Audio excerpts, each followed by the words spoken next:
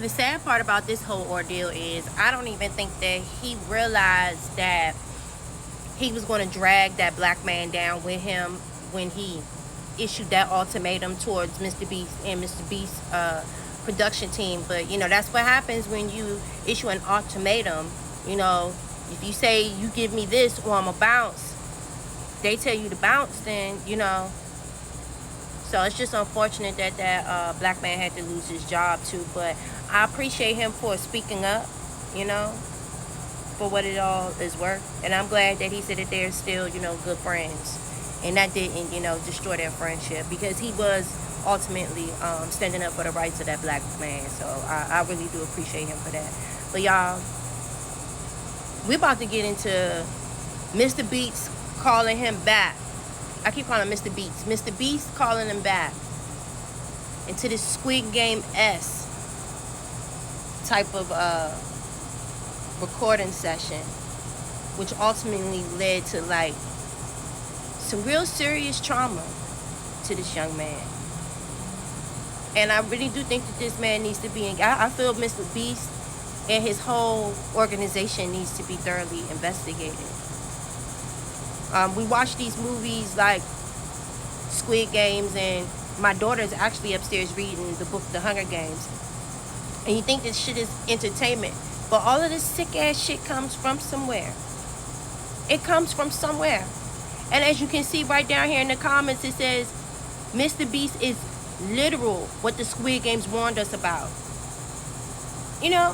What if they're all like these uber rich people that know that these people come from trauma, and they come from debt, and they come from effed up backgrounds, and they're dangling this money in front of them? Or like in the Hunger Games, is because you come from an unfair fashion where y'all don't come from money. Y'all not lucky to be one of the fortunate higher ups, the hierarchies that control things. We'll set you out there to kill each other for our entertainment.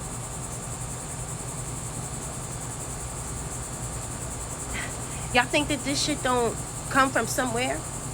As we're seeing, it literally is coming from somewhere. Pay attention. Watch these videos. The pitch is 100 days in solitary confinement. But don't worry, like, you only have to last like 30. We have like a video. They're pitching it like at first it's gonna be like a luxury vacation. You're gonna have like a hot tub and an ice cream machine, and like part of the video is gonna be you deciding like what items am I gonna get rid of, today, and it's like the choice. They were like, it's only gonna be bad for the last like 5 days tops, when you have like nothing left. You're the first. It's gonna be like a breeze for most of it, and by the end of it, after 30 days, you're gonna get $300,000 because it's $10,000 a day. And I don't know, man. I grew up poor in North Carolina. I said, excuse me? I'll dance for you if you put that kind of money in my face, sure. They were like, you're going to be locked in this room, and we got to make sure you're on all the time. We're going to have cameras on you all the time, and you're perfect for this because you never shut the fuck up. On paper, I was like, okay, I can do this. And they always cut me out of the videos. They always, because I was, editors have told me that it's because you have too much of a personality. And so with this video, I thought, this is perfect. It's a video they can't cut me out of. I'm the guy. And so I thought, well, if I have to do this, if I have to do solitary confinement in order to do the things I want to do, then I will do that. And I held my tongue and I swallowed my pride and I tried to do one last ride. And I get there. Yeah, there was a hot tub in it. Yeah, there was an ice cream machine. Like, things were cool and funny on paper. But when you think about stuff, a hot tub that's not connected to a filtration system, give it 3 days, it's gonna stink. If there's not a hot water mechanism, so the hot tub was a lukewarm tub at best, which was a silly complaint, but the shower was always cold, and you're taking like a quick shower, and I had cameras 24/7 on me, and the ice cream machine, let's talk about that for a second. The ice cream machine has 2 modes, on, and off, reeking of smelly dairy mildew. So I got to choose which sense was assaulted at a time. I couldn't have all of them good. So the little things started to build up. There was like the bug thing wasn't like terrible, but it was a factor. And like at first it was fine, you know, and you're playing it up like because you know it's a video, and it got to a point where like they weren't turning the lights off. You know, I asked them, I said, can we like have like nighttime hours? You know, and they said no because it would fuck up the time lapse shots. The time lapse of what? Me sleeping? Or me not sleeping? Yeah, I saw in other videos they did like, oh, you're gonna get XYZ hours of sunlight. Oh, great!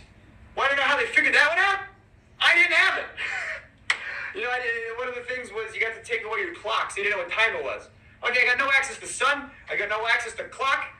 I don't know, like, the lights are on me all the time. I wasn't sleeping. I could not sleep, and I have insomnia problems now. But they might have started there. I had good people looking out for me. I had a lot of good people looking out for me, saying, "This, we gotta stop."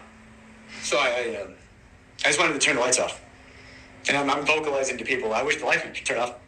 And I go up to my friend, my good friend, and I go, "They're not turning the lights off." He goes, "What? That's a war crime. We're not allowed to do that to terrorists." Oh, good. 24 hours breaking the Geneva Convention, I guess, is what we're doing. So, you know, they're giving me, you know, melatonin. He needs to be in jail. You know. Everybody investigated. You know, and then Jimmy would come in, like, every other day for, like, an hour, you know, to check in on me because he's doing other stuff. You know, I'm just the guy in the cage over here. He'll come back to me in a minute. And so he'd come by, he'd get the shots, he'd leave. Sometimes he'd have a note for the director over the phone that would really piss me off. This is the note I got from the director, from Jimmy, when I'm receiving some cash. He said, Jimmy said, can you say to the camera how thankful you are that now you can pay back your student loans? After being tortured. You know how hard it was to do a take of that?